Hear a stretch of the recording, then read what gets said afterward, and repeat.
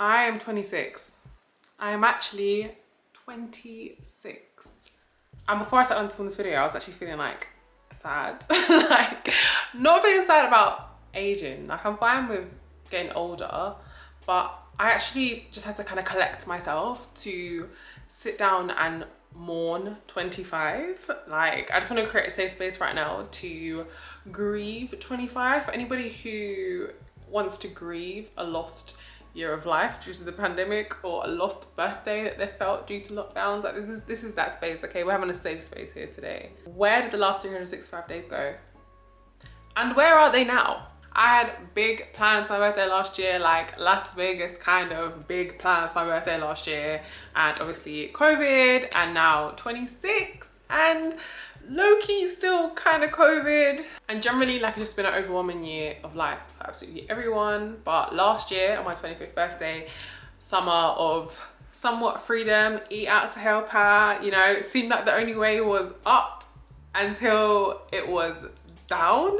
And I just felt so sad for 25, like the period of life that was 25. I just feel so sorry for it. But upon reflection, I'm also just like, wow, like, that's over, and I'm glad that that's over. But you know, I survived it, and it being 25, like, I'm glad 25 is over. Like, the societal pressures of 25, or the things that, you know, people expect you to do at 25 and have done by 25, and 25 being like a quarter century goal age and all those things. Like, I'm glad that that is over. There are things that I did not do by 25 or at 25 that are just over now. Like, that is over, that is cancelled. That list of gonna do it by 25, like, I'm not carrying it on. Like, it's going in the bin. Like, it's finished. It didn't happen, and the next stage of my life is happening, and that whole thing up of 25, I'm done with it. I really understand why quarter life crises are a thing, and I have had a tough year, but I would not say I had a quarter life crisis. I feel like I just potentially saved myself from a quarter life crisis. I just quit my job. Yeah, that's me. This is not a I quit my job to do YouTube video. That's not this video, but I just thought I'd throw it out there that I did quit my job. So I am 26 and I'm unemployed. Happy birthday to me. The situation that I have just left of work, the working environment I was in, like, the damage is already done, but the lesson that I learned was literally like, I'm 25. Like I was 25. I was a baby crying at my desk. Me, a whole me. Bye-bye. Like, bye. And now the freedom that I feel, whew, the only way is up, okay? The only way is up and older. I sat so woe is me about turning 25 and wasting a year of my life to this damn pandemic and staying in a toxic work environment. And obviously hindsight is 2020, but the lessons that I have learned, the growth that I have grown in the last year is exceptional. Like, it's phenomenal. It's absolutely phenomenal. Like, I don't think I've ever developed personally so much in my life. And I think I was misled by the societal pressure of 25 to thinking that the goals of 25 were gonna be like tangible, were gonna be things I was gonna achieve, I don't know, stuff. But the lessons and the strength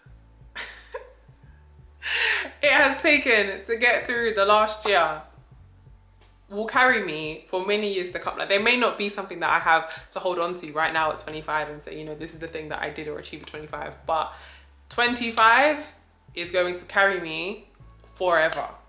And I think I said this before. I think I said this in like my mid-year review video. I might have even said this in my like simple goals video, but like, we just need to stop putting so much pressure on ourselves, especially pressure that like creates other pressure, like setting goals that only if you hit that goal, you can then do something else, and then you can then do something else, because nobody knows what they're doing.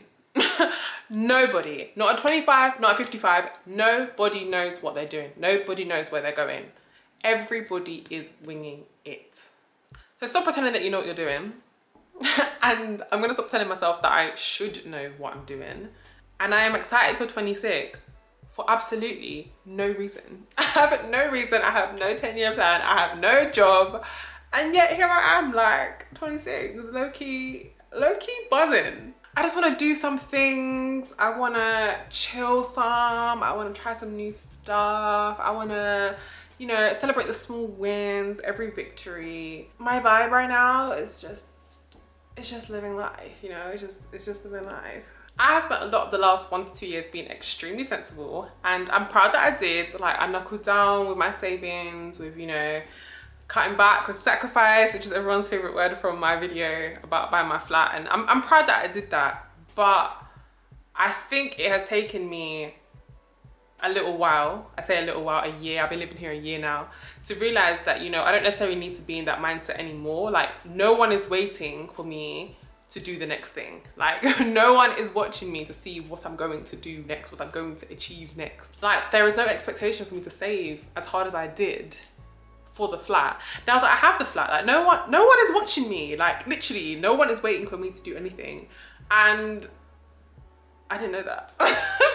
Like, to be perfectly honest with you, like, it took me a long time to actually deep that, to like take that pressure off of myself. And I have just decided, like, today on 26, like, it just no longer exists. It just no longer exists. I'm done with it. It's gone. It's gone. There was a birthday video last year, one of my favorite creators, Evelyn from the internet. I will link her channel and the video below.